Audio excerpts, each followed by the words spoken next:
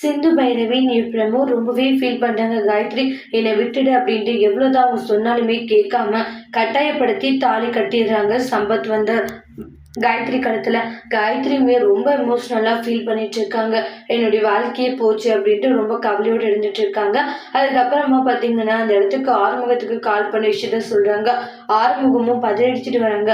அங்க பார்த்தா கல்யாணமே முடிஞ்சிருக்கும். காயத்ரிக்கும் சம்பத்துக்கும் பயங்கரமா போட்டு அடி அடி நடிச்சிட்டு இருக்காங்க. டி என் தங்கச்சியோட வாழ்க்கையுமே இப்படி அடிச்சுட்டேறான்றாங்க.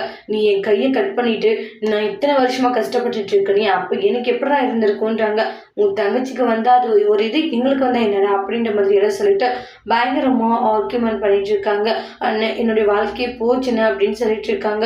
உடனே வந்து அவங்க கட்டின தாலிய நீ விட்டெறிஞ்சிட்டு வாமா, அவனுக்காக நீயே பயப்படுறன்றாங்க. அண்ணன் நான் இருக்க பாத்துக்கலாம் அப்படின்றாங்க. என்னது, நான் கல்யாணம் பண்ணது இங்க இருக்கிற எல்லாருக்குமே தெரியும். நீ உன் தங்கச்சிய யார் கல்யாணம் பண்ணிப்பாங்க? யாரும் கல்யாணம் பண்ணிக்க மாட்டாங்க. நீ கல்யாணம் பண்ணிக்கிற ஸ்டேஜுக்கு போனாலுமே நான் எப்படியாச்சும் வந்து கண்டிப்பா அதை நிப்பாட்டிடுவேன் அப்படின்ற மாதிரி எல்லாம் சொல்லிட்டு இருக்காங்க. டேய் உனக்கு என்ன தாண்டா வேணும்? எதுக்குடா அப்படி பண்ணிட்டு இருக்க? எனக்கு உன் தங்கச்சி தான், அதுக்காக நான் எந்த வேணாலும் பண்ணுவேன்றாங்க. ஆறுமுகம் கோவப்பட்டு ஏன் முன்னாடி இப்படியெல்லாம் பேசிட்டு இருக்கேடா அப்படின்ட்டு பயங்கரமா சண்டை போடுறாங்க.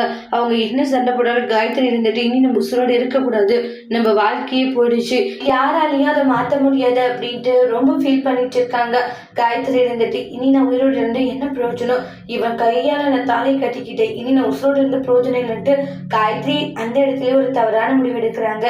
அடுத்தடுத்து என்ன நடக்க போகுதுன்னு வெயிட் பண்ணி பார்க்கலாம். தேங்க்யூ.